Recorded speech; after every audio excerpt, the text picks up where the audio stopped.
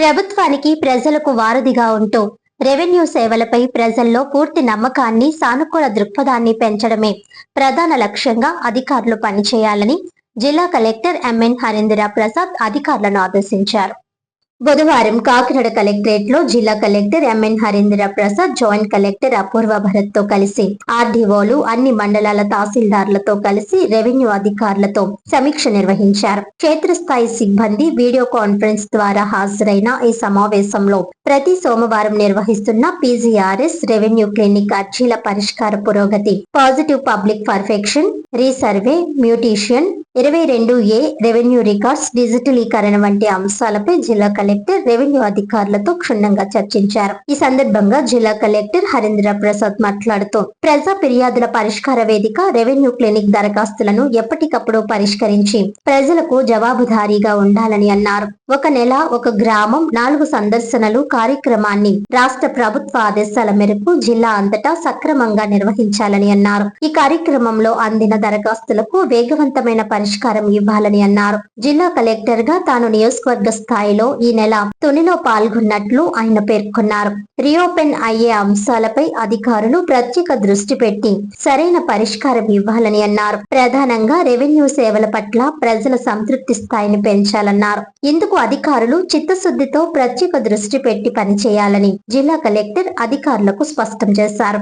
భూముల మ్యూటేషన్లు, రీసర్వే పనులను వేగవంతం చేయడంతో పాటు పట్టాదార్ పాస్ పుస్తకాల పంపిణీ, 22A నిషిద్ధ భూముల పెండింగ్ దరఖాస్తులను త్వరగా పరిష్కరించాలని జిల్లా కలెక్టర్ ఆదేశించారు. రెవెన్యూ రికార్డుల డిజిటలైజేషన్ ప్రక్రియ సకాలంలో పూర్తి చేయాలన్నారు. జిల్లాలోని చెరువులు, నీటి వనరుల ఆక్రమణలపై గట్టి నిఘా ఉంచాలని జిల్లా కలెక్టర్ తెలిపారు. ఈ సమావేశంలో జిల్లా రెవెన్యూ అధికారి డాక్టర్ టి తిప్పేనాయక్, కాకినాడ పెద్దాపురం ఆర్డీఓలు S Mallibabu, N Sridhar, KRRC SDC G Ratnamani, అన్ని మండలాల తహసీల్దార్లు తదితరులు పాల్గొన్నారు.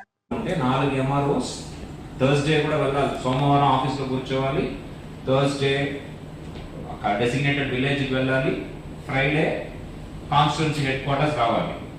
ఎప్పుడు నెలకు ఒక నెల మాత్రమే ఆ సమస్య. సోమవారం, థర్స్డే ఏమో గ్రామంలో, ఫ్రైడే ఏమో మండల్ హెడ్ క్వార్టర్స్లో. So that is acceptable, it's all right ఉంది కాబట్టి ఈ పద్ధతి ఫాలో చేస్తాము.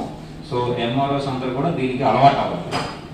Monday you will sit in your office, only your second in command will come to collectorate for revenue clinic because that government wants to conduct kabatti ani vastaru, meer office lone kurchuntaru. Thursday you invariably you have to go to the village, whichever village you have chosen for that month. Every month Thursday you have to go. If I am coming to your constituency for the Friday also you will attend at the constituency headquarters. So PGRS pendency వచ్చేటప్పటికి beyond the cell Yeleswaram ఒకటి. This I have told multiple times, beyond 2 days అది చూడకుండా ఉండకూడదు. Then reopened cases, reopened pending, citizen is not satisfied or there is some audit issue, రెండే అవకాశం. కాబట్టి మీరు మళ్ళీ రిపోర్ట్ అనకూడదు. మీరు ఇండిపెండెంట్గా రీఓపెండ్ కేసెస్లో ఎంక్వైరీ చేసి మీ యొక్క ఎంక్వైరీ రిపోర్ట్ని అప్డేట్ చేయాలి. That is the request. You have to follow 3 things. 1, you should issue a detailed speaking order stating the reasons why it can be done, why it was done, why it can't be done. A speaking order must and should ఇవ్వాలి.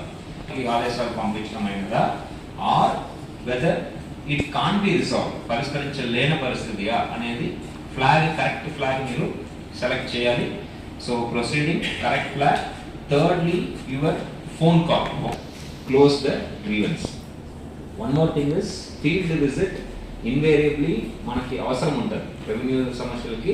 So ఫీల్డ్కి విఆర్ఓని పంపించి ఫీల్డ్లో photos కూడా తీసుకోవాలి.